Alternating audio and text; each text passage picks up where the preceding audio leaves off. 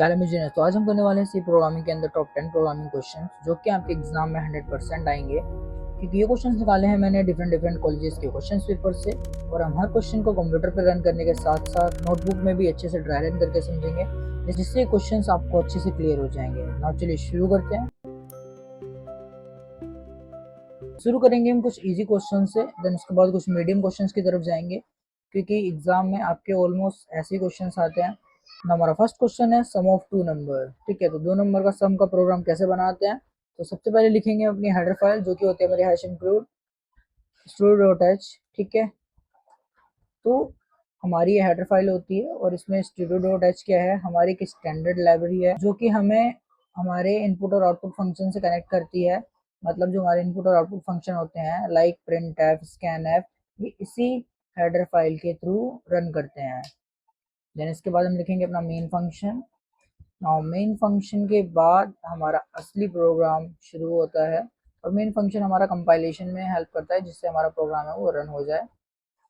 तो सबसे पहले हम क्या करेंगे, सबसे पहले हम एक int नाम का डेटा टाइप लेंगे, क्योंकि इस प्रोग्राम के अंदर हम इंटीजर वैल्यू यूज करने वाले हैं। देन इसके बाद हम इसके अंदर तीन वेरिएबल लेंगे, एक a, एक b और एक c। हम दो नंबर का सम कर रहे हैं तो हमें a और b की वैल्यू पता होनी चाहिए, और c के अंदर हम उसे स्टोर कराएंगे। देन इसे ऐड कर देंगे, देन हमारा प्रोग्राम रन हो जाएगा। चलिए आगे करते हैं। हम प्रिंटफ स्टेटमेंट लगाएंगे और लिखेंगे एंटर फर्स्ट नंबर।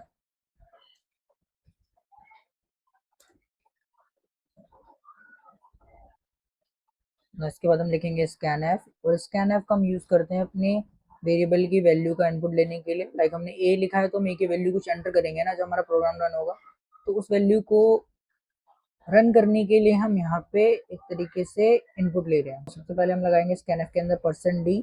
तो %d हमारा एक फॉर्मेट स्ट्रिंग होता है, मतलब हमने इंट नाम का डेटा टाइप लिया है, इसीलिए हम यहाँ पे %d यूज कर रहे हैं। अगर यहाँ पे हम कैर नाम का डेटा टाइप लेते तो हम यहाँ पे %c लिखते हैं। ठीक है, देन इसके बाद हम लगाएंगे कोमा, और एंड होता है हमारा एड्रेस, और एड्रेस हमें किसका स्टोर करना है, ए का। तो ए का एड्रेस स्टोर कर लिया है हमने। नाउ सिंपली हमें बी के साथ भी ऐसा ही करना है, तो इसे कॉपी कर लेते हैं हम। ठीक है, ऐसे सिलेक्ट करके कंट्रोल सी करेंगे, देन नीचे पेस्ट कर देंगे। सिर्फ यहाँ पे हम वैल्यू चेंज करेंगे। यहाँ पे लिख दूंगा मैं सबसे पहले सेकेंड,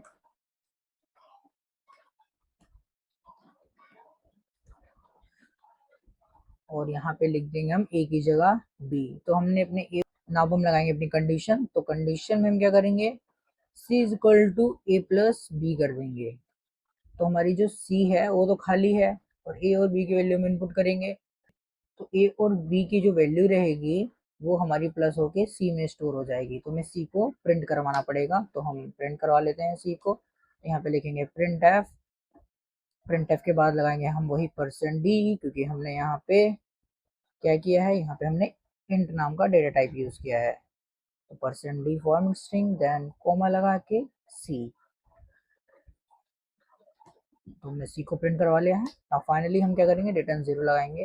तो रिटर्न 0 बताता है कि हमारा प्रोग्राम भाई कंप्लीट हो चुका है, अब इसे रन कर दो, रिटर्न कर दो। इसे एग्जीक्यूट करेंगे, कंपाइल एंड रन। आप इसे किसी भी नाम से सेव कर लेना, मैं इसे सम नाम से सेव करूंगा, और .c एक्सटेंशन जरूर लगाना तभी आपका प्रोग्राम रन होगा।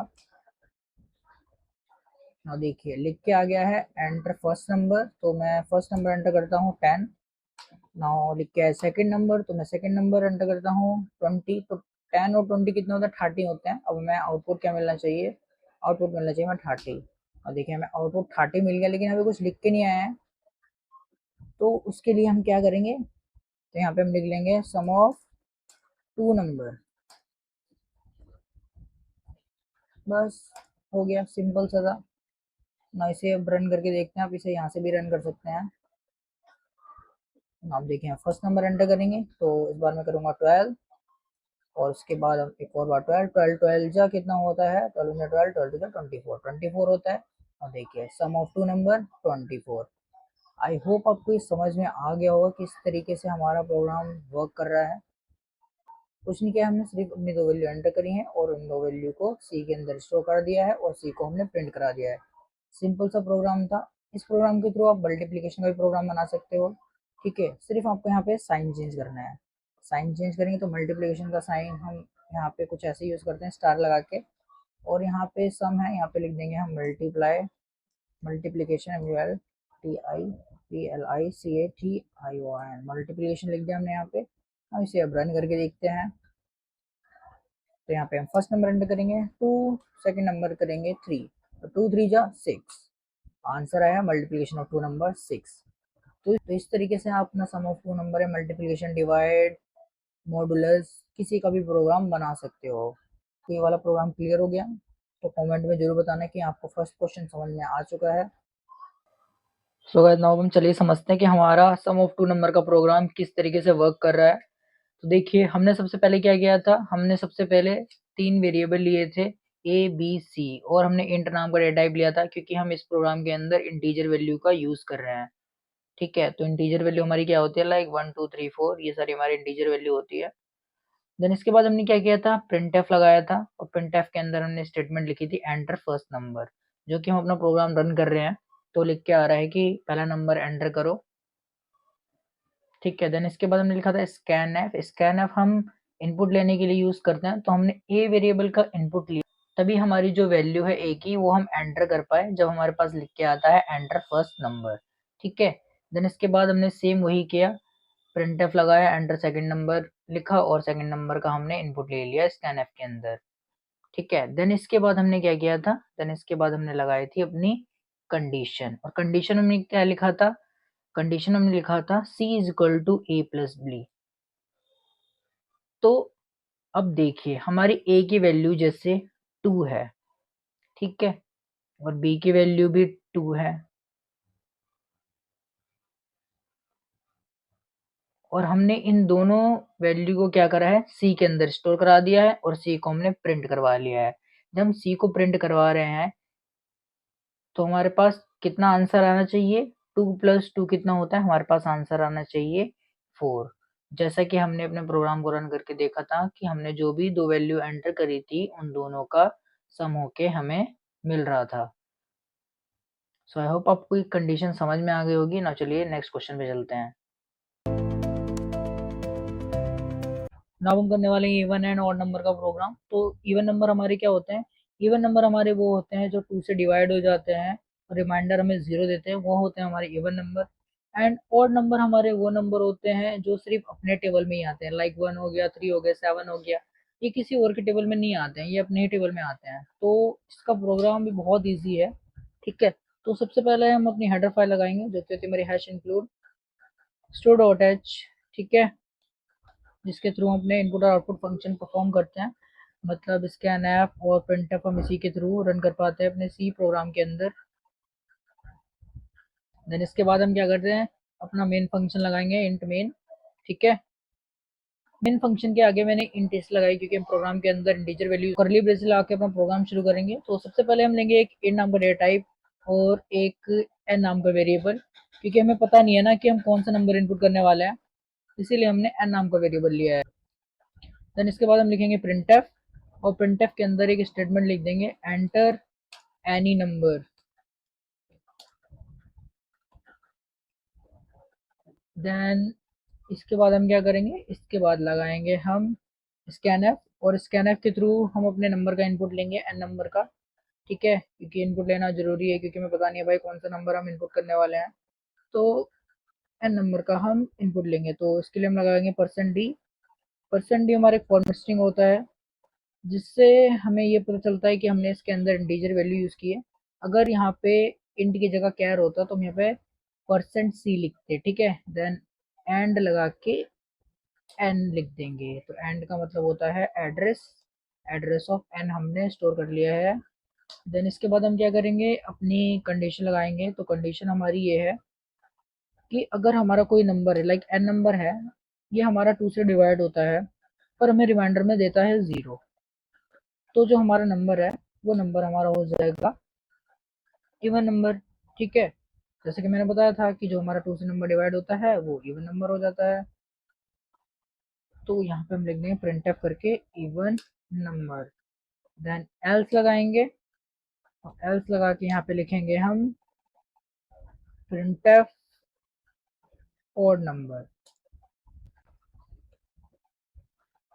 तो आपको समझ में आ चुका होगा अब कि हमारा जो नंबर है वो 2 से डिवाइड हो रहा है तो इवन नंबर है, और अगर 2 से डिवाइड नहीं हो रहा है, कुछ और नंबर है, तो हमारा ऑड नंबर है।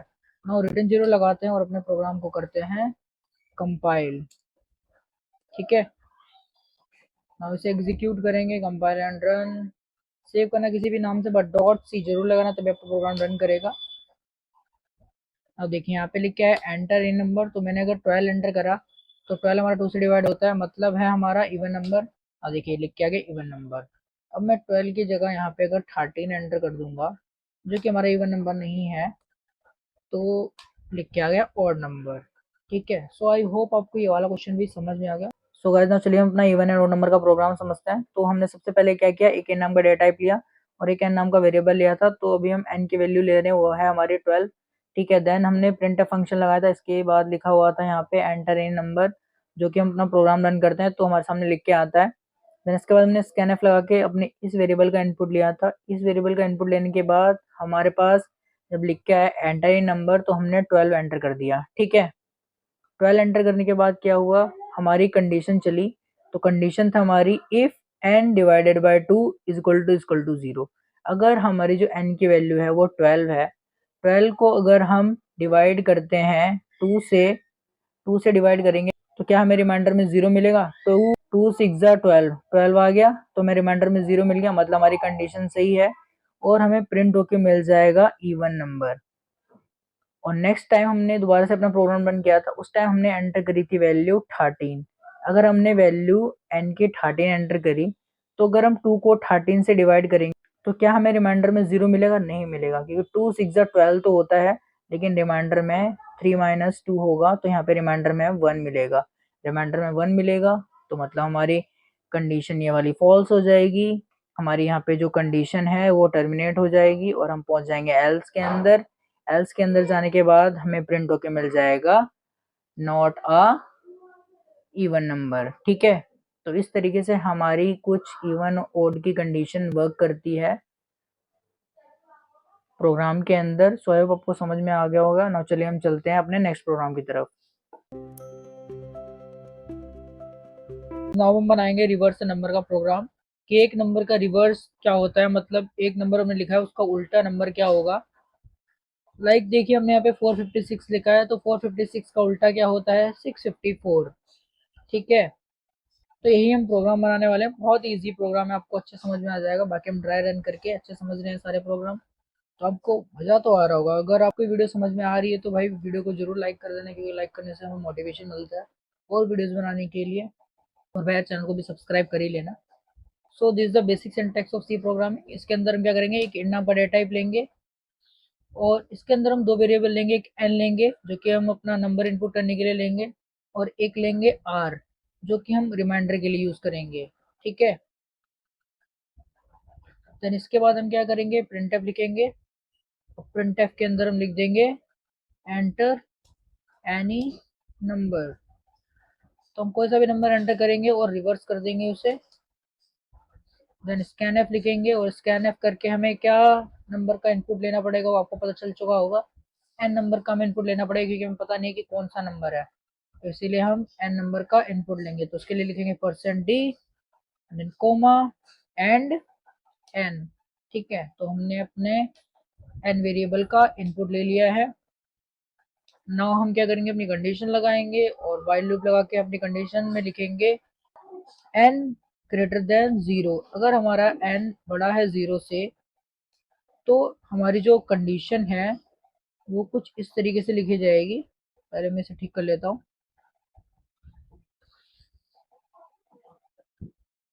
तो अगर हम n को डिवाइड करते हैं 10 से, तो जो हमारा इसका रिमाइंडर निकलेगा उसे हम आर के अंदर स्टोर कर लेंगे और हम अपने इस आर वेरिएबल को प्रिंट करवा देंगे।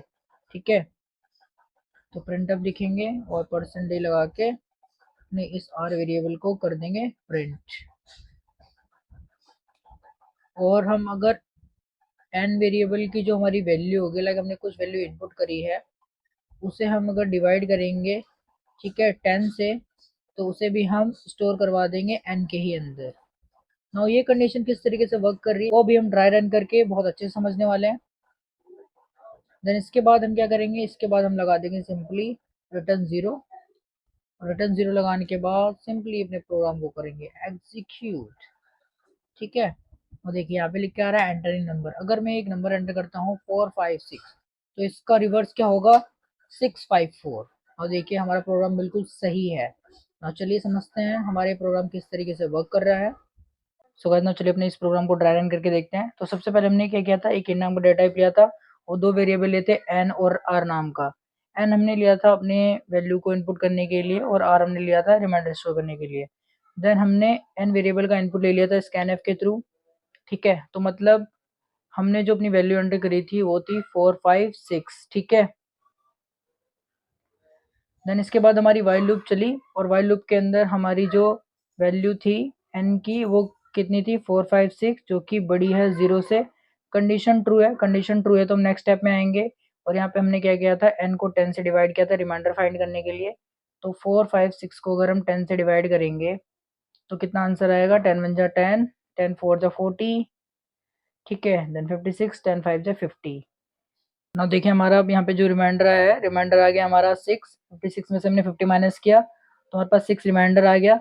तो मतलब हमारे पास आर की वैल्यू आ गई है। तो हमारे पास आर की वैल्यू अब कितनी है, हमारे पास आर की वैल्यू है 6।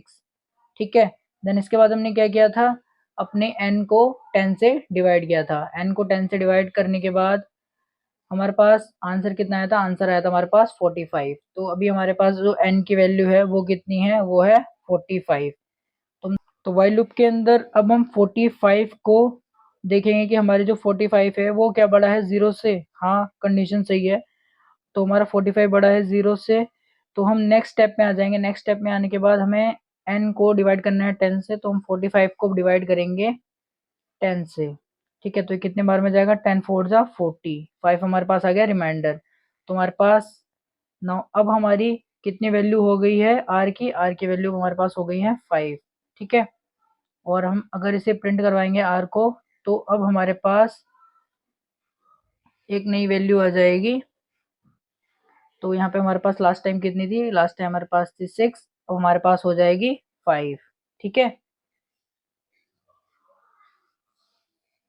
तो इसके बाद हमने क्या किया था, एन को 10 से डिवाइड किया था तो हमारे पास आंसर कितना आया था, तो एन की वैल्यू अब हमारे पास हो गई 4।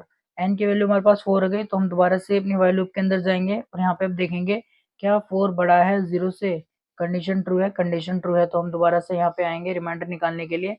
तो रिमाइंडर निकालने के लिए हम यहाँ पे आए तो हम अब 4 को डिवाइड करेंगे। तो अगर हम 4 को 10 से डिवाइड कर रहे हैं तो हमारा जो आंसर आएगा वो पॉइंट में आएगा। बट हमने क्या किया था, हमने यहाँ पे एक इंटीजर वैल्यू ली थी। ठीक है, जो कि हमारी इन नाम की डेटा टाइप के अंदर स्टोर है। तो इसीलिए हम क्या करेंगे, इसलिए हम पॉइंट के बाद की वैल्यू नहीं लिखेंगे, यहाँ पे हम लिखेंगे सीधा 0 और यहाँ पे आएगा हमारा आंसर 4। ठीक है, मतलब हमारा जो रिमाइंडर आया है, रिमाइंडर आया है हमारा 4। तो हमारी यहाँ पे आर की वैल्यू कितनी हो जाएगी, आर की वैल्यू हमारी हो जाएगी यहाँ पे 5 से 4। और अगर हम आर को प्रिंट करेंगे तो हमारे पास 4 प्रिंट होके आ जाएगा। ना अगर हम अपने n को 10 से डिवाइड करते हैं तो हमारे पास आंसर कितना आया था, हमारे पास n की वैल्यू कितनी आई थी, n की वैल्यू आई थी हमारे पास 0। तो अब हमारी n की वैल्यू हो गई है 0। दोबारा से अपनी वाइल लूप के अंदर जाएंगे। वाइल लूप के अंदर जाने के बाद अब हम देखें क्या हमारा 0 बड़ा है 0 से। कंडीशन फॉल्स है, कंडीशन फॉल्स है तो हमारा जो प्रोग्राम है उसकी सारी कंडीशन यहीं पे टर्मिनेट हो जाएंगी और हमारे पास हमारा आंसर निकल के आ जाएगा जो कि है 654। तो आप देखिए 456 का रिवर्स जो है वो आया है 654, जो कि हमारा बिल्कुल सही है। तो इस तरीके से हम रिवर्स नंबर का प्रोग्राम बना सकते हैं। सो गाइस नाउ हम बनने वाले हैं प्राइम नंबर का प्रोग्राम। तो प्राइम नंबर क्या होता है, प्राइम नंबर हमारे वो नंबर होते हैं जो सिर्फ अपने टेबल से ही या 1 से डिवाइड होते हैं। लाइक हमारा 7 है, 7 को अगर हम 1 से डिवाइड करते हैं तो हमें रिमाइंडर में वो 0 देता है। अगर हम किसी और से डिवाइड करेंगे तो वो होगा ही नहीं।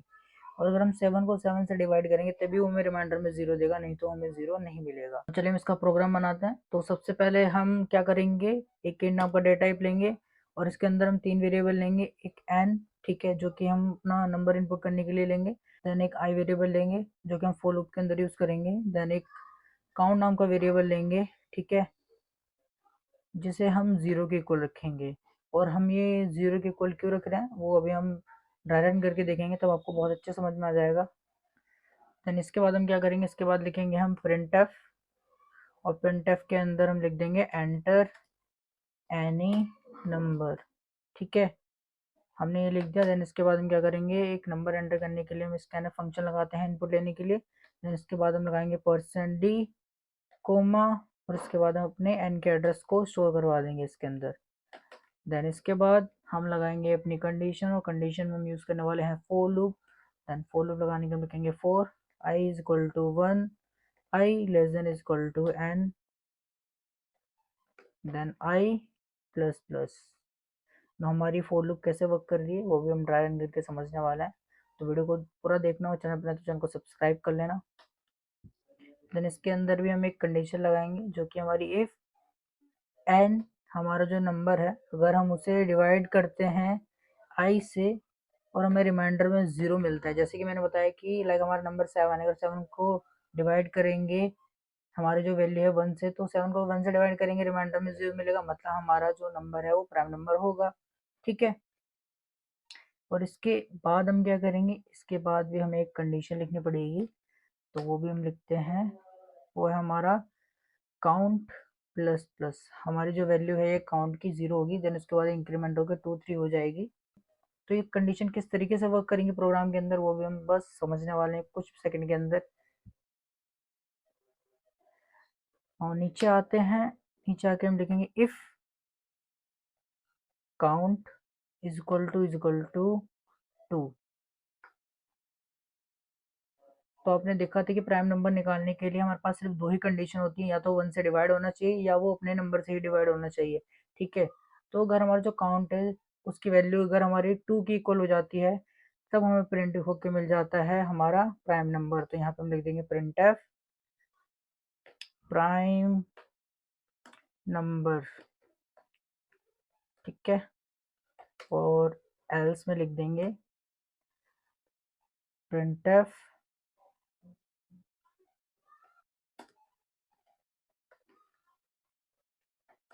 रिटर्न 0 लगाने के बाद हमारा प्रोग्राम हो चुका है रेडी। और इसे रन करके देखते हैं, और इसे सेव करेंगे, किसी भी नंबर से आप सेव कर लेना, बट डॉट से जरूर लगाना तभी आपको प्रोग्राम रन करेगा।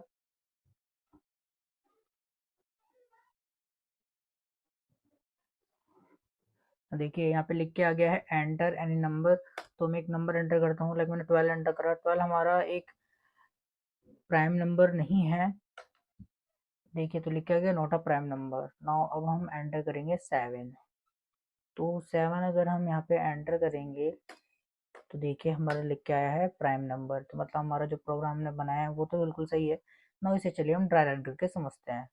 सो गाइस ना चलिए समझते हैं प्राइम नंबर का प्रोग्राम कैसे हमारा वर्क करता है। तो सबसे पहले हमने क्या किया था, एक इंट नाम का डेटा टाइप लिया था और 3 वेरिएबल लिए थे एन, आई एंड काउंट, ठीक है। एन हमने इनपुट के लिए लिया था, आई हमने फॉर लूप के लिया था, और काउंट हमने वेरिएबल लिया था, ठीक है, इंक्रीमेंट के लिए, जिसकी वैल्यू रखी थी हमने 0। देन इसके बाद हमने क्या किया था, स्कैनफ करके एन वेरिएबल का इनपुट लिया था। तो लाइक हमें एक नंबर चेक करना था, वो था हमारा 5, कि हमारा 5 है प्राइम नंबर है या नहीं है, ठीक है। तो हमारी फॉर लूप कुछ इस तरीके से चली, हमारी आई की वैल्यू 1 थी पहले, then i less than equal to n, तो आई की वैल्यू 1 है और एन की वैल्यू 5 है, तो 5 हमारा बड़ा है आई से, कंडीशन ट्रू है। अगर कंडीशन ट्रू है तो हम अपनी नेक्स्ट कंडीशन में आ जाएंगे। तो यहाँ पे क्या करा है हमने, n को i से डिवाइड किया है और रिमाइंडर में हमें 0 मिला है। तो n क्या है हमारा 5 है, अगर हम 5 को 1 से डिवाइड करते हैं तो क्या हमें रिमाइंडर में 0 मिलता है, 1 5 जब 5 होता है और रिमाइंडर में हमें 0 मिल जाएगा, मतलब ये कंडीशन सही है। कंडीशन सही है तो हमारी काउंट की वैल्यू इंक्रीज हो जाएगी। तो काउंट की वैल्यू हमारी पहले कितनी थी, पहले हमारी काउंट की वैल्यू थी 0, अब हमारी काउंट की वैल्यू कितनी हो जाएगी, अब हमारी काउंट की वैल्यू हो जाएगी 1। तो यहाँ पे हम लिख देते हैं काउंट इज इक्वल टू 1, हमारी काउंट की वैल्यू कितनी हो गई, 1 हो गई। अब हम क्या करेंगे, अब हम दोबारा अपने फॉर लूप के अंदर जाएंगे। अब हमारी जो वैल्यू है आई की पहले कितनी थी 1 थी, अब हमारी आई की वैल्यू इंक्रीमेंट होगी तो इंक्रीमेंट होके हमारी आई की वैल्यू कितनी हो जाएगी 2 हो जाएगी। नाउ चेक करेंगे क्या 2 हमारा ना, इसके बाद क्या होगा ना, इसके बाद अपनी इफ कंडीशन के अंदर आएंगे। इफ के अंदर क्या है कि हमें n को i से डिवाइड करना है, 2 को डिवाइड करेंगे 5 से, 5 को अगर हम 2 से डिवाइड करेंगे तो क्या हमें रिमाइंडर में 0 मिलेगा, 2 2 जा 4, हमें रिमाइंडर में 1 मिलेगा। रिमाइंडर में अगर हमें 1 मिलेगा तो हमारी कंडीशन चलेगी नहीं, हमारा यहीं पे रुक जाएगा ये, ठीक है। देन दोबारा हम जाएंगे अपनी फोर लूप के अंदर, फोर लूप के अंदर हमारी वैल्यू दोबारा से इंक्रीमेंट होगी, ठीक है, तो 3 हो जाएगी। अब 3 को चेक करेंगे क्या 3 छोटा है हमारा 5 से, कंडीशन सही है, कंडीशन सही है, लेकिन हम दोबारा इफ के अंदर आएंगे। क्या 3 को अगर हम डिवाइड, क्या 3 से अगर हम डिवाइड करेंगे अपने n को तो हमें रिमाइंडर में मिलेगा 0 नहीं मिलेगा, हमें रिमाइंडर में 1 ही, रिमाइंडर में हमें 2 मिलेगा इस बार, ठीक है। 3 1 जा 3 हो जाएगा और यहाँ पे मिलेगा हमें रिमाइंडर में 2, रिमाइंडर में हमें 2 मिला तो हमारी ये कंडीशन चली ही नहीं, इस कंडीशन नहीं चली तो हम दोबारा फोर लूप के अंदर जाएंगे। अब यहाँ पे चेक करेंगे हमारी वैल्यू इंक्रीमेंट हो जाएगी आई की, हो जाएगी 4, तो 4 हमारा छोटा है 5 से, कंडीशन सही है, लेकिन दोबारा हम इफ के अंदर आएंगे। इफ के अंदर क्या है कि 4 से डिवाइड करना है 5 को, तो 4 1 जा 4 हो जाएगा, रिमाइंडर में हमें दोबारा से 1 मिल जाएगा, ठीक है। रिमाइंडर 1 मिल गया तो हमारी ये वाली कंडीशन आगे बढ़ी ही नहीं, तो दोबारा हम फोर लूप के अंदर जाएंगे। अब हमारी कंडीशन जो होगी 5 less than is equal to 5 है, तो छोटा, क्या हमारा 5 less than is equal to है 5 के, बिल्कुल, तो हम दोबारा 5 को डिवाइड करेंगे 5 से, 5 बन जा 5 और रिमाइंडर में हमें मिल जाएगा 0, रिमाइंडर में हमें 0 मिल गया तो अब हमारी जो काउंट की वैल्यू है वो इंक्रीमेंट होके हो जाएगी 2, ठीक है। पहले हमारी 1 थी, अब हमारी काउंट की वैल्यू हो गई 2 ना। अब दोबारा से हमारी वैल्यू इंक्रीमेंट होगी, अब हमारी वैल्यू कितनी हो जाएगी आई की 6 हो जाएगी, तो आई की वैल्यू अगर हमारी 6 हो गई है ना, क्या 6 छोटा है हमारा 5 से, ये कंडीशन फॉल्स है, कंडीशन फॉल्स है तो हमारी जो लूप है वो आगे बढ़ेगी ही नहीं, हमारी ये सारी की सारी कंडीशंस यहीं पे स्टॉप हो जाएगी, हम पहुंच जाएंगे नीचे। तो नीचे पहुंचने के बाद हमारी जो काउंट की वैल्यू है वो कितनी है 2 है। क्या काउंट की वैल्यू हमारी इक्वल है 2 के, बिल्कुल, अगर हमारी काउंट की वैल्यू इक्वल है 2 के तो हमें प्रिंट होके मिल जाएगा प्राइम नंबर। तो इस तरीके से हमारा कुछ प्राइम नंबर का प्रोग्राम वर्क करता है ना। चलिए चलते हैं अपने नेक्स्ट प्रोग्राम पे। हमारा प्रोग्राम है स्वैप टू नंबर्स का, जिसमें हम एक प्रोग्राम बनाएंगे यूजिंग थर्ड वेरिएबल और एक बनाएंगे विदाउट यूजिंग थर्ड वेरिएबल। तो this is the basic syntax of C programming, तो इतना तो आपको लिखना ही पड़ेगा, ये मैंने आपको पहले समझा दिया है कि हम अपनी हेडर फाइल के थ्रू अपने प्रिंट ऑफ स्कैनफ फंक्शन को रन कर पाते हैं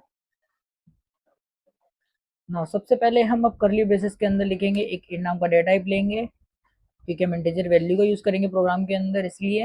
देन इसके बाद 3 वेरिएबल लेंगे लास्ट प्रोग्राम की तरह ए, बी और सी, ठीक है। तो इस वाले प्रोग्राम के अंदर हम थर्ड वेरिएबल का यूज कर रहे हैं, उसके नेक्स्ट वाले प्रोग्राम के अंदर हम थर्ड वेरिएबल का यूज नहीं करेंगे, 2 ही नंबर से स्वैप करेंगे, ठीक है। तो हमने ये लिख लिया ना। इसके बाद हम लिखेंगे c is equal to a, then a is equal to b और b is equal to c. इस कंडीशन का मतलब ये है कि जो a की वैल्यू है वो b के इक्वल रहेगी, और जो b की वैल्यू है वो c के इक्वल रहेगी, और जो c की वैल्यू है वो a के इक्वल रहेगी। तो बहुत इजी है, आपको भी समझ में आ जाएगा सब कुछ कि किस तरीके से हमारा प्रोग्राम वर्क कर रहा है। देन इसके बाद हम सिंपली प्रिंट एफ लगाएंगे, और प्रिंट एफ के अंदर हम लिख देंगे %d देन कोमा ए। पहले हम ए को प्रिंट करवाएंगे, देन हमें बी की वैल्यू को भी प्रिंट करवाना पड़ेगा। तो पहले ए को हमने प्रिंट करवाया, देन सिंपल इसे कॉपी करते हैं और नीचे पेस्ट करते हैं, जिससे हमें बार बार ना लिखना पड़े। सिंपल कॉपी पेस्ट किया, सिर्फ ए की जगह पे हम यहाँ पे लिख देंगे बी, बी को लिख दिया हमने और रिटर्न 0 लगा देंगे।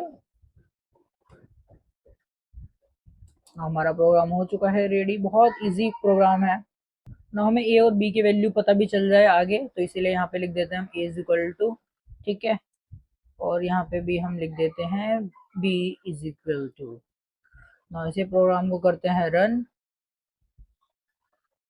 यहाँ पे हमें ए की वैल्यू 0 दिख रही है, बी की वैल्यू 0 दिख रही है, क्योंकि हमने भाई यहाँ पे कुछ वैल्यू एंटर ही नहीं करी है, तो हम पहले यहाँ पे ए की वैल्यू एंटर कर देते हैं। तो यहाँ पे हम पहले a की वैल्यू एंटर कर देते हैं। तो a की वैल्यू ले लेता हूँ मैं 10 और b की वैल्यू ले लेता हूँ मैं 30 ले लेता हूँ। ठीक है, तो a की वैल्यू मैंने 10 ली है, b की वैल्यू 30 ली है। नाउ प्रोग्राम को रन करेंगे।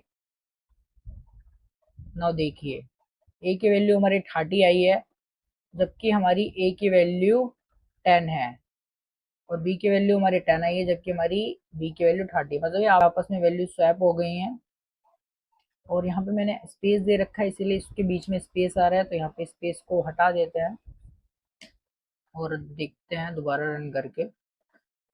नाउ देखिए अब बिल्कुल परफेक्ट हमारा आंसर आ रहा है। a की वैल्यू 30, b की वैल्यू 10। आप यहाँ से स्पेस ला सकते हो हमेशा की तरह। सिंपली यहाँ पे स्पेस बार दबाओ और स्पेस आ जाएगा। नाउ देखिए यहाँ पे स्पेस आ गया इन दोनों के बीच में। तो ये चीज़ें बहुत बेसिक हैं, आपको पता होगी। तो चलिए इस प्रोग्राम को ड्राई रन करके समझते हैं अपनी नोटबुक पे।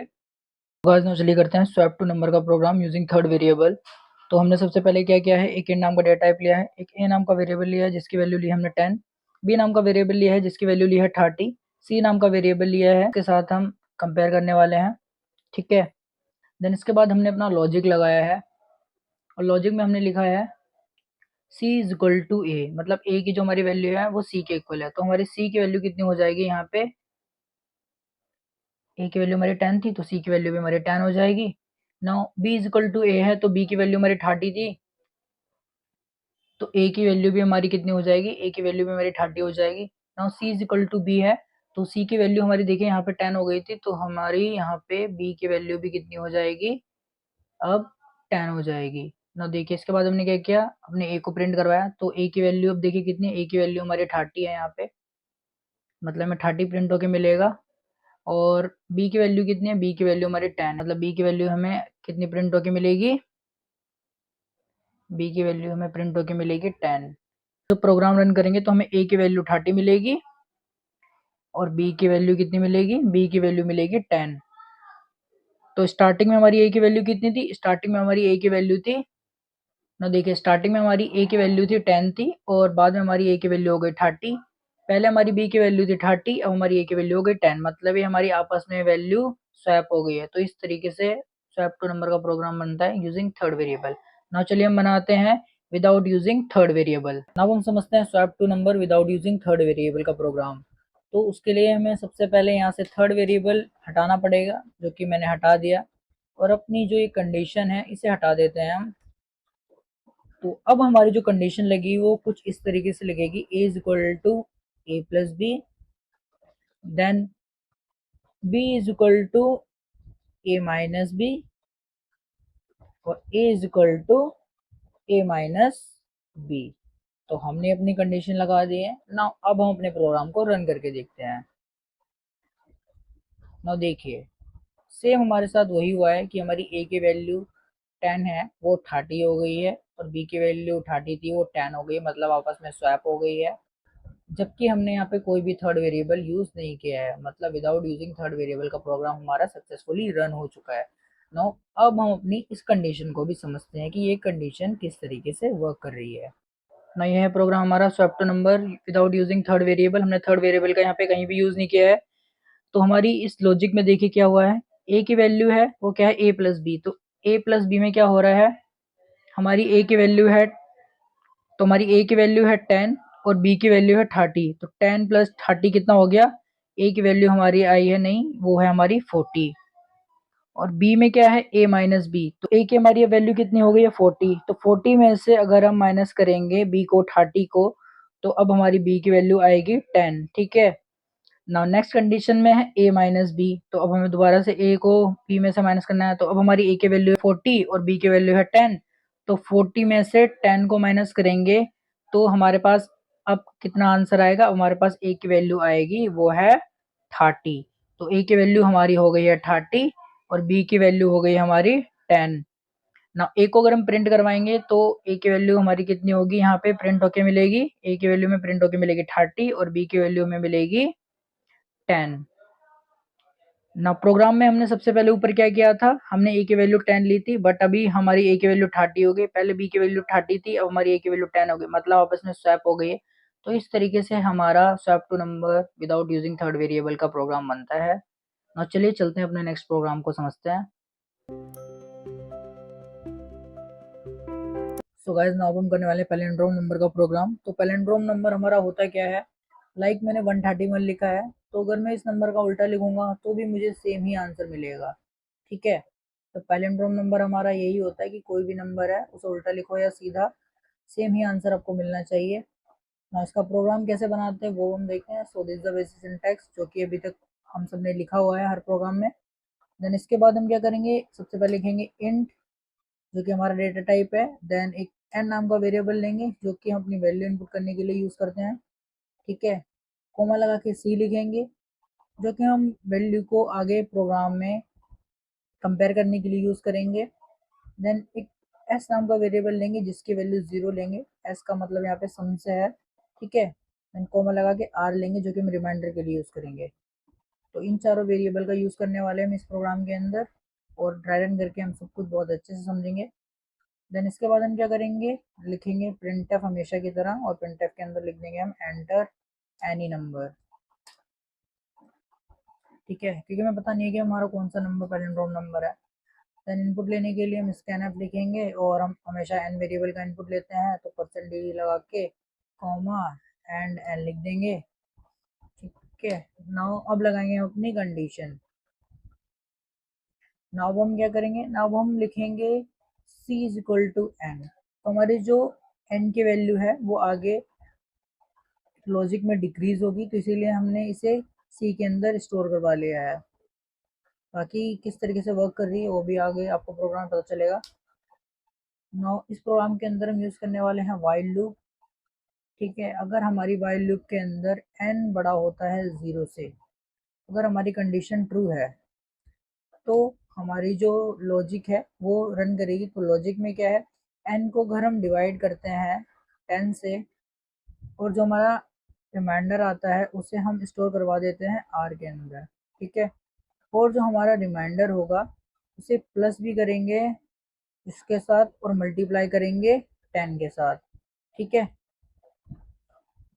तो इसे मैं ब्रैकेट के अंदर डाल देता हूँ, तो इसे हमने ब्रैकेट के अंदर डाल दिया है ना। इसे भी हम स्टोर करवा लेंगे अपने इस एस वेरिएबल के अंदर। ठीक है, नाउ अगर हम अब n को डिवाइड करेंगे 10 से, और इसे स्टोर करवा लेंगे हम n के ही अंदर। ठीक है,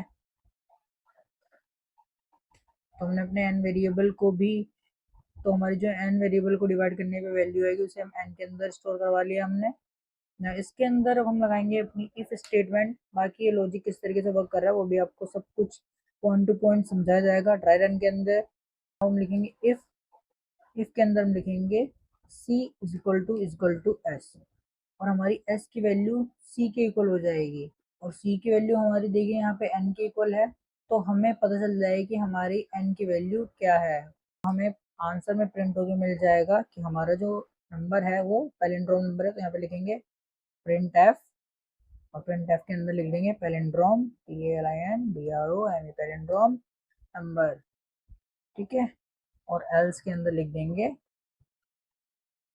और अगर हमारी एस की कुछ और वैल्यू आती है तो हम एल्स के अंदर लिख देंगे प्रिंट एफ लगा के not a palindrome number.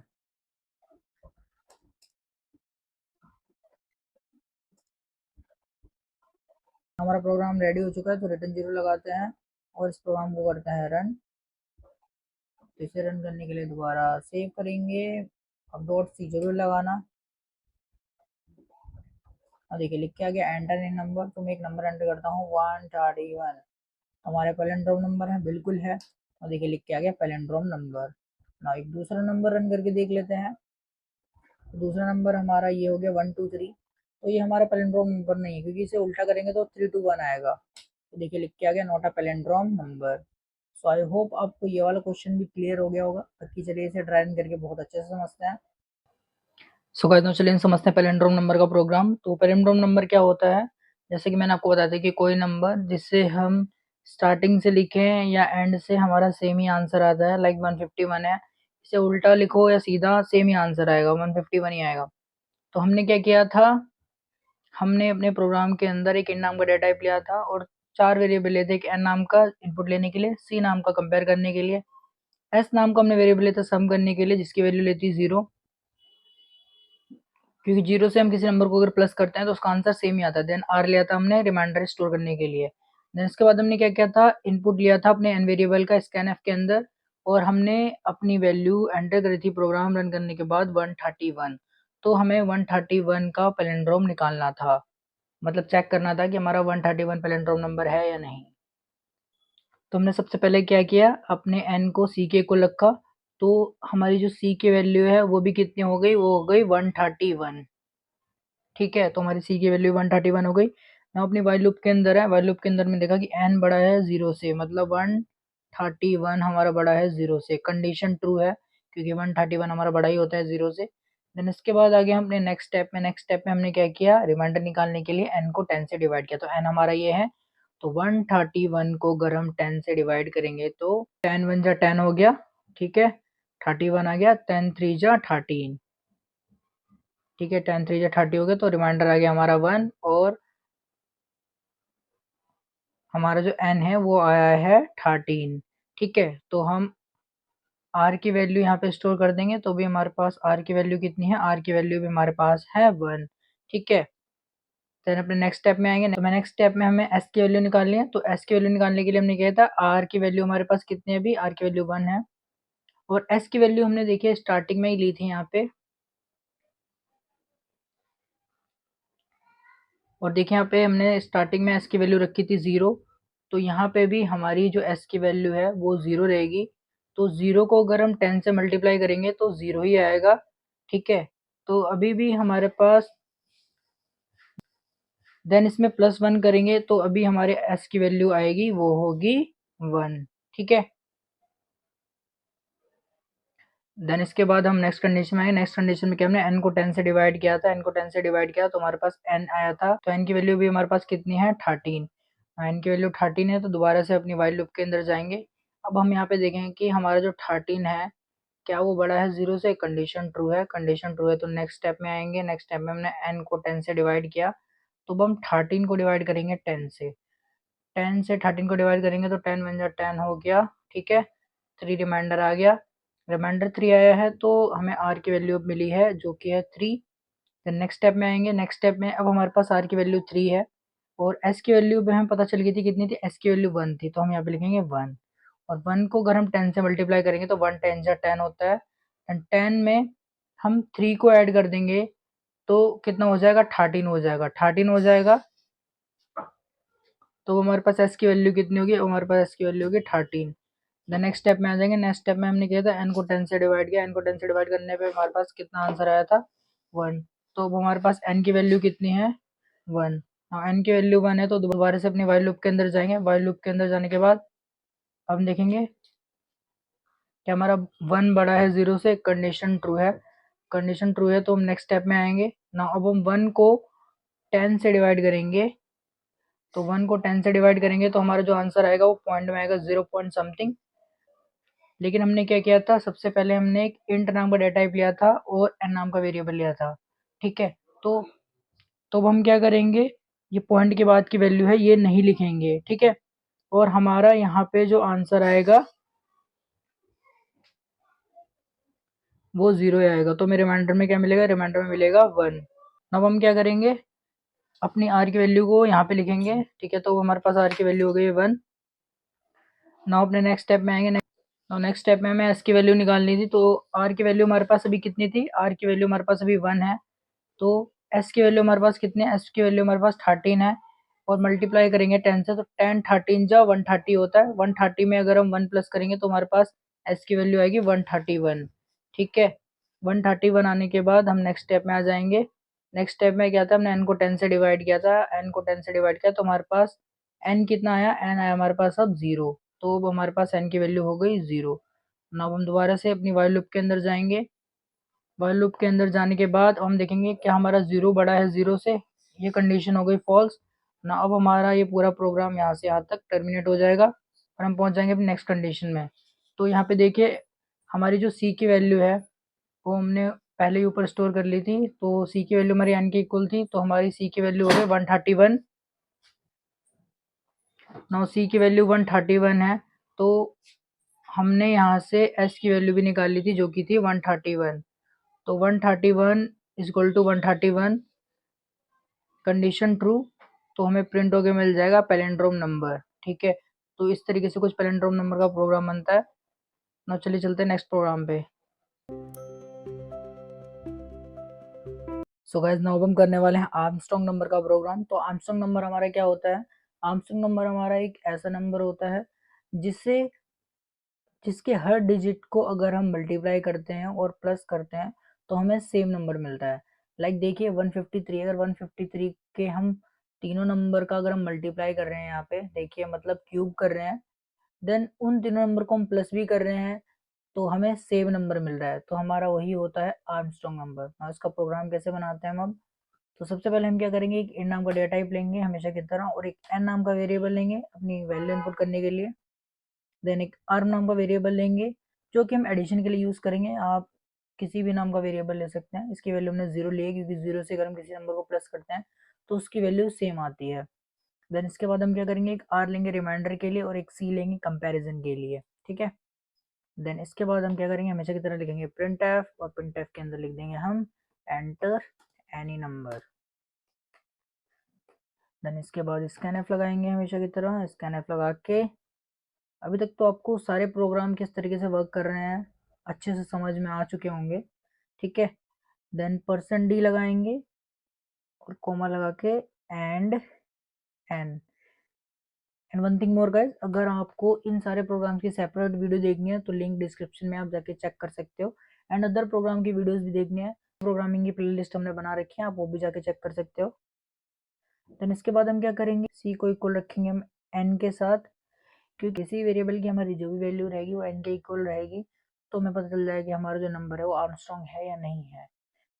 Then इसके बाद हम लगाएंगे वाइल लूप, और वाइल लूप के अंदर हम लिखेंगे एन ग्रेटर देन ज़ीरो। अगर हमारी कंडीशन में एन बड़ा है ज़ीरो से और हमारी कंडीशन ट्रू होती है तो हमारा जो लॉजिक है वो कुछ इस तरीके से लिखा जाएगा। तो लॉजिक के अंदर लिखेंगे एन डिवाइडेड बाय 10। अगर हम एन को 10 से डिवाइड करते हैं तो हमारा जो रिमाइंडर निकल के आएगा वो हम आर के अंदर स्टोर कर देंगे। ठीक है, तो हमने आर की वैल्यू निकाल ली है। अब हमारे पास जो भी रिमाइंडर है इन सब का हम क्यूब करेंगे। ठीक है, जैसे कि हमने यहाँ पे देखा था कि हम हर डिजिट का क्यूब कर रहे हैं, ये सारे के सारे हमारे रिमाइंडर में आए हुए डिजिट है, तो इन सब का हम करेंगे क्यूब। ठीक है, और इसे ऐड कर देंगे आर्म के साथ और इसे आर्म के अंदर ही स्टोर करवा देंगे।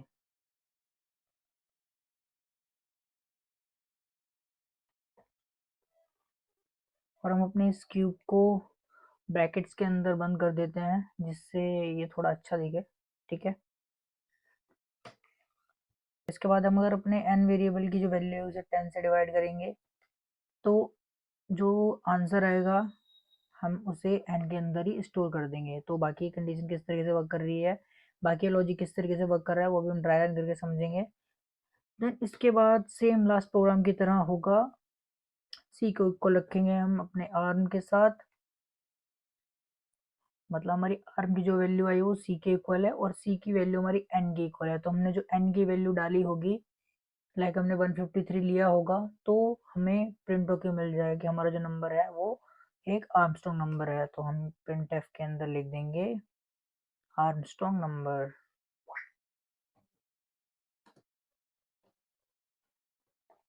ठीक है, देन इफ लगाया तो हमें एल्स भी लगाना पड़ेगा। एल्स के अंदर हम लिख देंगे यहाँ पे प्रिंट एफ लगा के नॉट आर्मस्ट्रॉन्ग नंबर।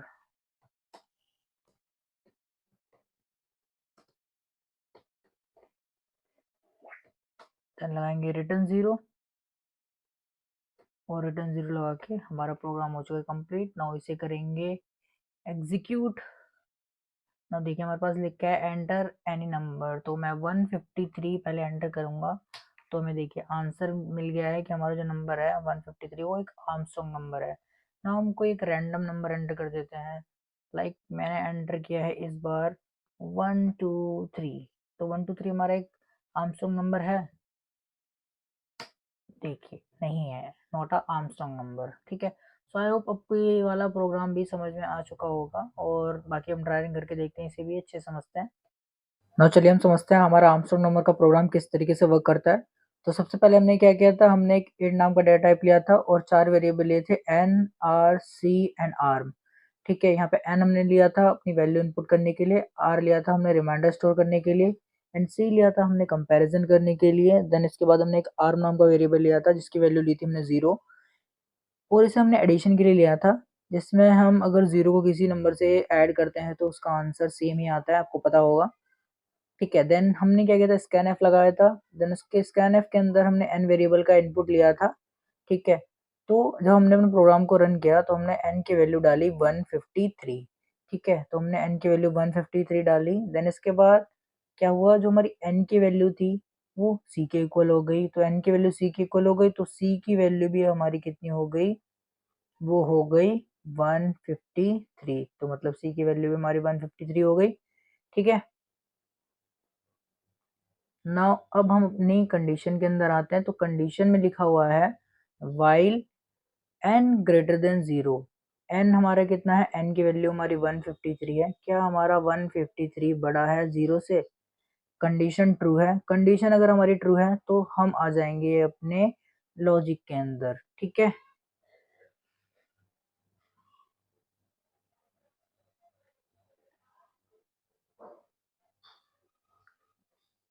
ना यहाँ पे देखिए, यहाँ पे क्या लिखा हुआ है, यहाँ पे हमें रिमाइंडर फाइंड करना है। तो रिमाइंडर फाइंड करने के लिए लिखा है n डिवाइडेड बाय 10। ठीक है, n को अगर हम 10 से डिवाइड करते हैं तो n हमारा कितना है, 153। और 153 को अगर हम 10 से डिवाइड करते हैं तो 10 वन जा 10, नीचे आ गया 53, तो 10 फाइव जा 50। तो 10 फाइव जा 50, तो रिमाइंडर में कितना मिला, रिमाइंडर मिला हमें 3। तो हमारी r की वैल्यू अब कितनी हो गई, यहाँ पे हमारी r की वैल्यू हो गई है 3। तो अगर हमारी r की वैल्यू 3 है तो हम नेक्स्ट स्टेप में जब पहुंचेंगे तो हमें r की वैल्यू का यहाँ पे क्यूब करना है। ठीक है, r मल्टीप्लाई r, 3 3 जा 3 3 3 9 9 3 जा 27। ठीक है, 27 हो गई है। 27 में अगर हम आर्म को प्लस करेंगे तो हमने ऊपर देखा था कि हमारी जो आर्म की वैल्यू है वो कितनी है, वो 0 है। तो यहाँ पे हमारी आर्म की वैल्यू कितनी है, अभी 0 है। तो 27 में अगर हम 0 ऐड करेंगे तो हमारी जो आर्म की वैल्यू आएगी वो कितनी होगी, वो होगी 27। ना अभी हमारी आर्म की वैल्यू है 27। ठीक है,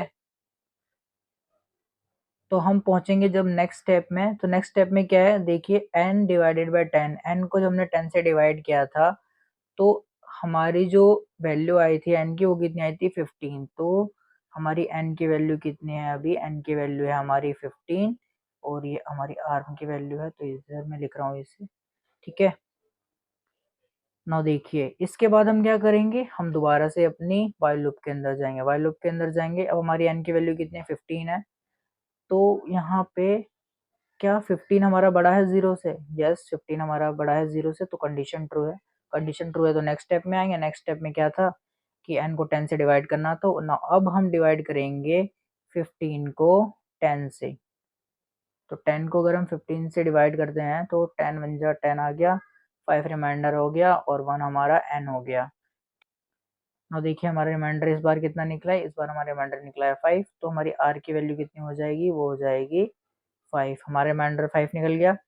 ठीक है, नाउ अब हम नेक्स्ट कंडीशन में आएंगे। नेक्स्ट कंडीशन में क्या लिखा है, लिखा है r का क्यूब करो देन r में प्लस करो।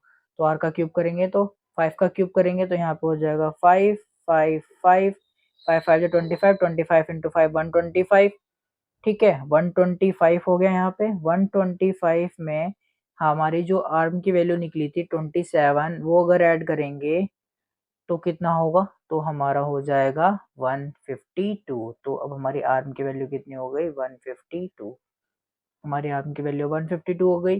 नाउ नेक्स्ट कंडीशन में जाएंगे। नेक्स्ट कंडीशन में क्या किया था हमने, n को 10 से डिवाइड किया था। तो हमने n को 10 से डिवाइड किया था तो हमारा आंसर कितना निकला था, हमारी n की वैल्यू आई थी 1। तो अब हमारी n की वैल्यू हो गई है 1। ठीक है, ये हमारी n की वैल्यू है। नाउ दोबारा से जाएंगे अपनी वाइल लूप के अंदर। अब हम देखेंगे क्या हमारा 1 बड़ा है 0 से। कंडीशन ट्रू है। कंडीशन ट्रू है तो नेक्स्ट स्टेप में आएंगे। अब हम 1 को 10 से डिवाइड करेंगे। अगर हम 1 को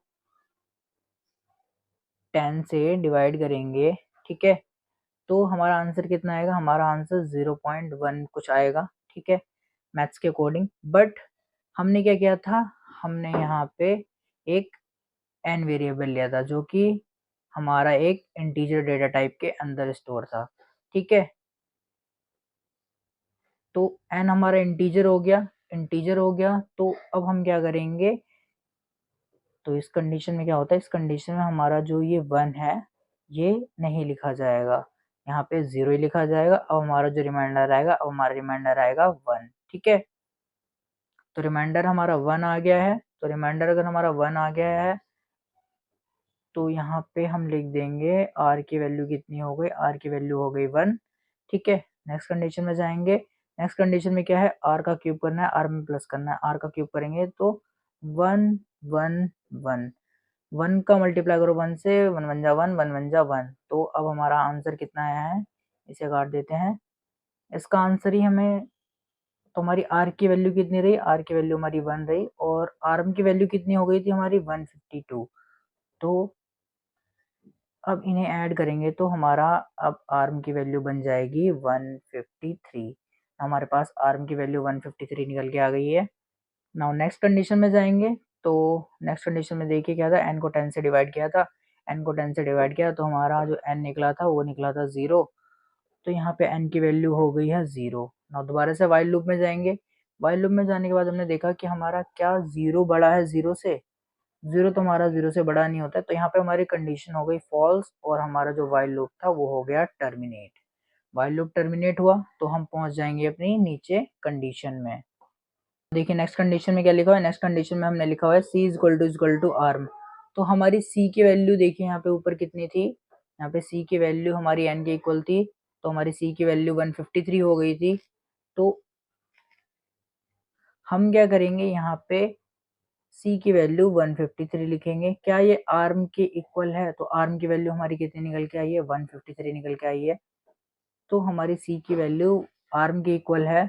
कंडीशन सही है, कंडीशन सही है तो हमें प्रिंट होके मिल जाएगा आर्मस्ट्रॉन्ग नंबर। अगर हम यहाँ पे 153 की जगह 152 एंटर कर देते तब तो हमारा प्रोग्राम गलत तरीके से चलता और हमें 152 ही आंसर में मिलता, जिसकी वजह से हमें रॉन्ग आउटपुट मिलता और हमें आंसर प्रिंट होकर मिलता नोट अ आर्मस्ट्रॉन्ग नंबर। सो आई होप आपको ये समझ में आ गया होगा ना। चलिए चलते हैं अपने नेक्स्ट प्रोग्राम पे। अब हम करने वाले हैं हमारा लास्ट प्रोग्राम जो कि है फिबोनाची सीरीज। लाइक आपने एक नंबर एंटर करा है 7, तो आपको 7 नंबर की फिबोनाची सीरीज प्रिंट होकर मिल जाएगी। तो फिबोनाची सीरीज बनती कुछ इस तरीके से है। स्टार्टिंग के जो दो नंबर होते हैं 0 और 1, इन दोनों को अगर हम ऐड करेंगे तो हमारा थर्ड नंबर बनेगा 1, ठीक है। देन 1 और 1 को अगर ऐड करेंगे तो 2 बनेगा, 2 और 1 को ऐड करेंगे तो 3 बनेगा, 3 और 2 को ऐड करेंगे तो 5 बनेगा, 5 और 3 को ऐड करेंगे तो 8 बनेगा। टोटल हमारे पास कितने नंबर है? 7, ठीक है। तो इस तरीके से हमारी 7 नंबर की फिबोनाची सीरीज बन गई। अब इसका प्रोग्राम कैसे बनेगा? सबसे पहले हम क्या करेंगे? इन नाम का डेटा टाइप लेंगे और एन नाम का वेरिएबल लेंगे जो कि आपको पता है कि हम अपनी वैल्यू इनपुट करने के लिए लेते हैं। देन इसके बाद हम क्या करेंगे? एक ए नाम का वेरिएबल लेंगे जिसकी वैल्यू रखेंगे 0। जैसे कि मैंने बताया कि स्टार्टिंग की वैल्यू हमारी 0 और 1 रहेगी, तो ये हमें लिखना पड़ेगा। देन बी रहेगा वेरिएबल और बी की वैल्यू रहेगी 1। देन सी एक वेरिएबल लेगा जो कि हम ए और बी को ऐड कराने के लिए लेंगे, क्योंकि यहाँ पे दो नंबर को ऐड कर रहे हैं तो उसे स्टोर भी तो कहीं करना पड़ेगा, तो उसे हम सी के अंदर स्टोर करेंगे। देन सी के बाद हम एक आई नाम का वेरिएबल लेंगे जो कि हम अपने फॉर लूप के अंदर यूज करेंगे। और इसके बाद हम क्या करेंगे? प्रिंटफ स्टेटमेंट लगाएंगे और प्रिंटफ के अंदर लिखेंगे एंटर एनी नंबर। जिस नंबर का आपको फिबोनाची बनाना हो आप वो नंबर एंटर कर सकते हैं। देन इसके बाद क्या करेंगे? स्कैनफ लगाएंगे। स्कैनफ लगा के अपने एन वेरिएबल का इनपुट लेंगे। तो इनपुट लेने के लिए हम लगाएंगे %d, कोमा एंड एन। तो हमने अपने एन वेरिएबल का इनपुट ले लिया।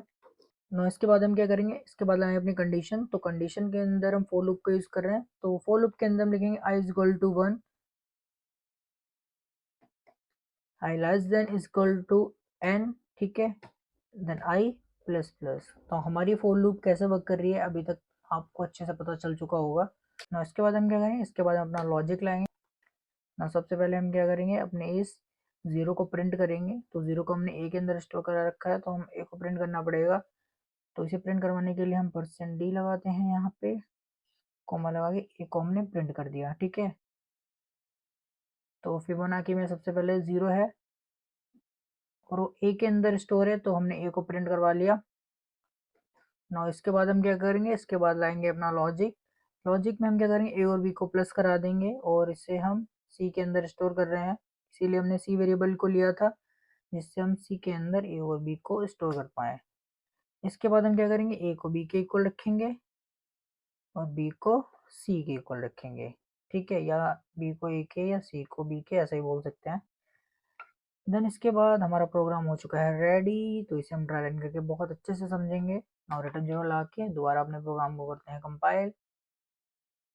अब देखिए लिखा है एंटर एनी नंबर, तो मैं एक नंबर एंटर करता हूँ 7। तो 7 का मैं फिबोनाची सीरीज जो मैंने अभी ऊपर बताया था वो मिलना चाहिए। ठीक, हमें सेम वही मिला है, 0 1 1 2 3 5 8 7 नंबर है। ये हमारी 7 नंबर की फिबोनाची सीरीज है। तो इसी तरीके से आप किसी भी नंबर की फिबोनाची सीरीज बना सकते हैं। अब चलिए इसे भी हम ड्राई रन करके समझते हैं। चलिए हम समझते हैं फिबोनाची सीरीज का प्रोग्राम। ठीक है, तो सबसे पहले हमने क्या किया था, एक int नाम का डेटा टाइप लिया था और एक a नाम का वेरिएबल लिया था जिसकी वैल्यू रखी थी 0। देन b नाम का वेरिएबल लिया था जिसकी वैल्यू रखी थी 1। देन c नाम का वेरिएबल लिया था इन दोनों को स्टोर करवाने के लिए। ठीक है, देन उसके बाद हमने एक n नाम का वेरिएबल लिया था जो कि हम इनपुट लेने के लिए यूज कर रहे थे। देन i का यूज किया था हमने फॉर लूप के अंदर। देन सिंपली हमने क्या किया था, scanf लगाया था।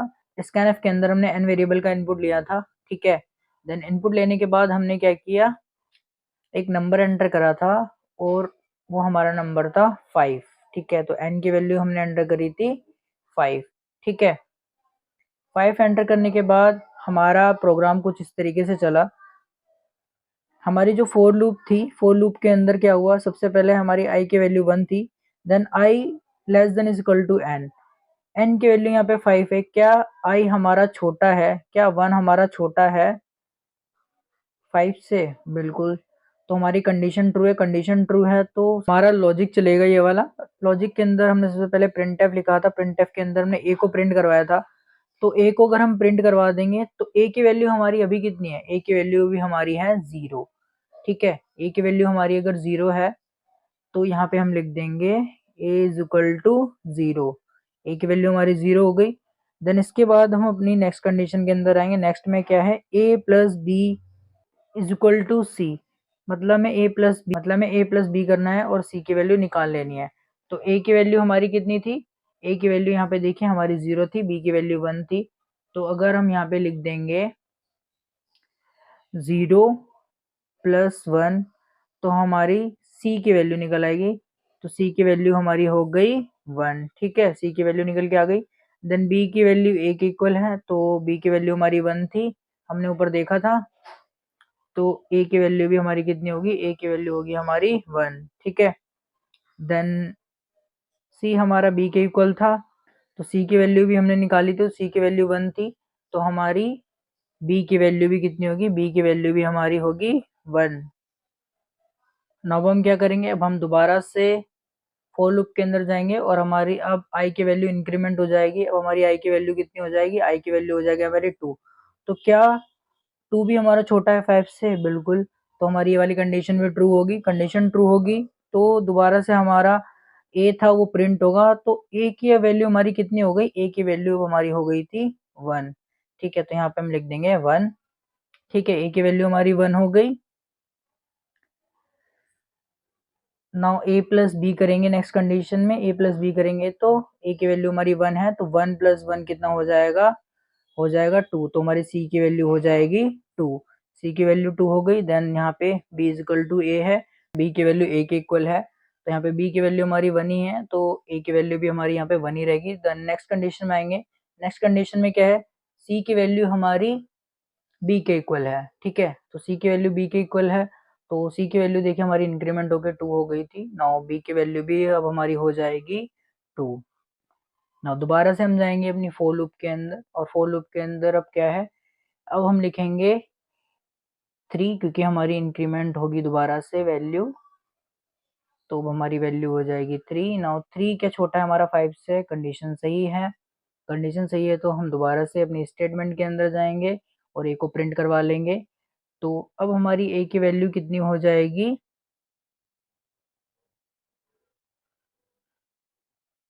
ए की वैल्यू अभी भी हमारी 1 ही है, तो यहाँ पे हम दोबारा से लिख देंगे 1। ठीक है, ना नेक्स्ट कंडीशन में आएंगे। नेक्स्ट कंडीशन में क्या है, ए प्लस बी, तो हम ए और बी को प्लस करेंगे। ए की वैल्यू 1 है और बी की वैल्यू 2 है, तो 1 प्लस 2 कितना हो जाएगा, 1 प्लस 2 हो जाएगा 3, तो हमारी सी की वैल्यू हो जाएगी 3। ठीक है, सी की वैल्यू 3 हो गई। नाउ हम इस कंडीशन को चेक करेंगे, तो इस कंडीशन में क्या है, बी इक्वल है ए के, तो अब हमारी बी की वैल्यू कितनी है, बी की वैल्यू हमारी 2 है, तो अब हमारी ए की वैल्यू भी यहाँ पे हो जाएगी 2। ए की वैल्यू हमारी 2 हो गई।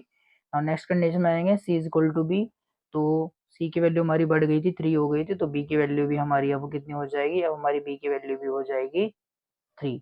दोबारा से हम फॉर लूप के अंदर जाएंगे। अब यहाँ पे लिखेंगे हम, हमारी वैल्यू इंक्रीमेंट होके कितनी हो जाएगी, हमारी वैल्यू हो जाएगी 4। क्या 4 हमारा छोटा है 5 से, कंडीशन ट्रू है। देन हम ए को प्रिंट करेंगे, तो ए की वैल्यू हमारी देखिए इंक्रीमेंट होकर 2 हो गई थी। नाउ यहाँ पे लिखेंगे हम 2।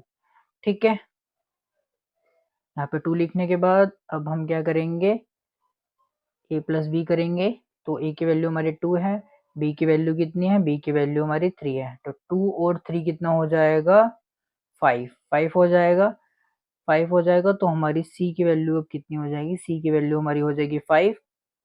ठीक है, देन नेक्स्ट, नेक्स्ट में क्या है, बी को ए के को रखना है, तो बी की वैल्यू अब हमारी कितनी थी, 3 थी, तो ए की वैल्यू हमारी हो जाएगी अब 3। नेक्स्ट कंडीशन में आएंगे, सी इज इक्वल टू बी, तो अब हमारी सी की वैल्यू 5 हो चुकी है, तो यहाँ पे इसे काटेंगे और बी की वैल्यू हमारी हो जाएगी 5। दोबारा से हम जाएंगे अपनी फॉर लूप के अंदर, तो यहाँ पे हम देखेंगे कि 5 less than is equal to 5 होता है, 5 less than is equal to 5, condition सही है। कंडीशन सही है, तो अब हम जाएंगे अपनी लॉजिक के अंदर। लॉजिक के अंदर क्या है, हमें ए को प्रिंट करवाना है, तो ए की वैल्यू कितनी, ए की वैल्यू है 3, तो यहाँ पे हम लिख देंगे 3। ठीक है, देन इसके बाद अपने नेक्स्ट कंडीशन में जाएंगे। नेक्स्ट कंडीशन में क्या है, ए प्लस बी करना है, तो ए की वैल्यू है 3 और बी की वैल्यू है 5। 3 और 5 कितना होता है, 8। ठीक है, तो हमारी सी की वैल्यू कितनी हो गई, सी की वैल्यू हो गई हमारी 8। देन बी को एक एक को रखेंगे, बी की वैल्यू कितनी थी, 5, तो अब हमारी ए की वैल्यू भी कितनी हो जाएगी, ए की वैल्यू हो जाएगी हमारी 5। ए की वैल्यू 5 हो गई। नाउ नेक्स्ट कंडीशन में आएंगे। नेक्स्ट कंडीशन में क्या है, सी को बी के को लगना है, तो सी की वैल्यू हमारी 8 हो गई थी। देन यहाँ पे हमें 8 लिख देना है। अब दोबारा से आएंगे अपनी फॉर लूप के अंदर। क्या 6 लेस देन इक्वल टू 5 होगा, 6 तो हमारा बड़ा है, तो ये हमारी कंडीशन फॉल्स हो जाएगी और हमारा प्रोग्राम की जो कंडीशन है वो यहीं पर टर्मिनेट हो जाएगी। और नाउ देखिए, हमने जो अपना नंबर एंटर करा था 5, उस हिसाब से हमें 5 नंबर की फिबोनाची सीरीज बन के मिली है। 1 2 3 4 5 हमारे 5 नंबर हैं। ठीक है, तो इस तरीके से आप फिबोनाची सीरीज का प्रोग्राम बना सकते हैं। सो गाइस, नाउ हम बनाते हैं फैक्टोरियल नंबर का प्रोग्राम। तो फैक्टोरियल नंबर क्या होते हैं, लाइक हमसे बोल दे कि 5 का फैक्टोरियल निकालो, तो 5 का फैक्टोरियल निकालने के लिए हम क्या करेंगे, उससे नीचे जितने भी नंबर आते हैं उनका मल्टीप्लाई कर देंगे। लाइक 5 4 20, 23 जा 60, 62 जा 120, 120 को अगर 1 से करेंगे तो 120 आएगा, तो मतलब 5 का हमारा जो फैक्टोरियल होगा वो होगा 120। ठीक है, तो इस तरीके से हम कुछ फैक्टोरियल निकालते हैं। ना इसका हम प्रोग्राम बनाएंगे और ये प्रोग्राम आपके एग्जाम में और इंटरव्यू में पूछा जाता है, तो भाई इसे तो जरूरी करना। तो सबसे पहले हम क्या करेंगे, एक int नाम का डेटा टाइप लेंगे और एक n नाम का वेरिएबल लेंगे जो कि हम अपना नंबर इनपुट करने के लिए लेंगे। देन एक i नाम का वेरिएबल लेंगे जो कि हम अपने फॉर लूप के अंदर यूज करने वाले हैं। और इसके बाद एक फैक्ट नाम का वेरिएबल लेंगे, इसकी वैल्यू लेंगे 1। और ये सारी चीज़ें आपको जब हम ड्राई रन करके कोर्स देखते हैं तब तो आपको समझ में आती हैं। तो इसका भी हम ड्राई रन करके देखेंगे। देन इसके बाद हम क्या करेंगे, प्रिंटफ लगाएंगे हमेशा की तरह और इसके अंदर लिख देंगे एंटर एनी नंबर। तो हम किसी भी नंबर का फैक्टोरियल निकाल सकते हैं इस प्रोग्राम के थ्रू। देन इसके बाद स्कैनएफ फंक्शन लगाएंगे और स्कैनएफ के अंदर हम लिख देंगे %d, then comma and n। हम n वेरिएबल का एड्रेस यहाँ पे स्टोर करवा लेते हैं। क्योंकि हमें पता नहीं कि हमें कौन सा नंबर एंटर करना है, इसीलिए हमने यहाँ पे n नंबर का इनपुट लिया हुआ है। देन इसके बाद हम क्या करेंगे, फोर लूप लगाएंगे और फोर लूप के अंदर लिखेंगे i इज इक्वल टू 1। ठीक है, i की वैल्यू पहले हम 1 लेंगे, then i less than is equal to n, then i plus plus. और ये पूरी कंडीशन आपको भी मैं ड्राई रन करके समझाऊंगा, तो वीडियो को देखते रहो। देन इसके बाद हमारी एक और कंडीशन है, fact is equal to fact multiply I. ठीक है, तो इस प्रोग्राम के अंदर हो क्या रहा है, हमारी जो ये लूप चल रही है वहां से हमारे पास एक वैल्यू निकल के आएगी। लाइक हमारी अभी आई की वैल्यू 1 है और फैक्ट की वैल्यू भी हमारी 1 है, तो 1 की अगर हम 1 से मल्टीप्लाई करेंगे तो कितना आएगा, तो हमारे पास 1 ही मिलेगा। ठीक है, अगर यहाँ पे इंक्रीमेंट होकर वैल्यू 2 हो जाएगी, देन 2 की 1 से करेंगे तो 2 हो जाएगा, देन 3 हो जाएगा, देन 4 हो जाएगा, और उन सबका अगर मल्टीप्लाई करेंगे तो हमारे पास 120 आएगा। और वो कैसे आएगा वो हम ड्राई रन करके देखेंगे अभी। देन इसके बाद हम क्या करेंगे, प्रिंट एफ लिखेंगे और प्रिंटफ के अंदर हम अपने इस नंबर को मतलब फैक्ट को प्रिंट करवा लेंगे, लेकिन उसके पहले मैं लिख लेता हूँ यहाँ पे फैक्टोरियल फैक्टोरियल नंबर। ठीक है, और परसेंट डी फॉर्मेट स्ट्रिंग भी लगा लेते हैं, क्योंकि उसके बिना तो हमारा कुछ प्रिंट ही नहीं होता है। देन कोमा लगा के फैक्ट को प्रिंट करवा देंगे। ठीक है, और यहाँ पे लिख देते हैं रिटर्न 0। ना हमारा प्रोग्राम रेडी हो चुका है, इसे रन करते हैं। ना देखिए लिख के आ रहा है एंटर ई नंबर, तो अगर मैं 5 एंटर करूंगा ना तो हमें फैक्टोरियल मिल जाएगा। 5 का फैक्टोरियल कितना होता है, 120। ठीक है, देखिए सही आंसर आया। चलो एक और का निकाल लेते हैं, इस बार हम 6 का निकालते हैं। तो 6 का कितना होता है, कैलकुलेट करके देख लेना आप। 6 का फैक्टोरियल होता है 720, अब चाहे तो कैलकुलेट करके देख लेना। तो इस तरीके से हमारा कुछ फैक्टोरियल नंबर का प्रोग्राम बनता है ना। चलिए इसे भी हम ड्राई रन करके समझते हैं ना। हमारा लास्ट प्रोग्राम है फैक्टोरियल नंबर का प्रोग्राम। तो इस प्रोग्राम को आप खुद से मुझे कमेंट में करके बताओ कि ये प्रोग्राम का लॉजिक किस तरीके से वर्क कर रहा है, और जो भी सही बताएगा I will pay something for him और हर। सो जल्दी से मुझे कमेंट करके बताओ कि इस वाले प्रोग्राम का लॉजिक किस तरीके से वर्क कर रहा है। ठीक है, सो आई होप आपको समझ में आ गया होगा। समझ में आ गया तो वीडियो को लाइक कर देना, चैनल को सब्सक्राइब कर लेना। बाकी मिलते हैं आपसे नेक्स्ट वीडियो में नेक्स्ट टॉपिक के साथ।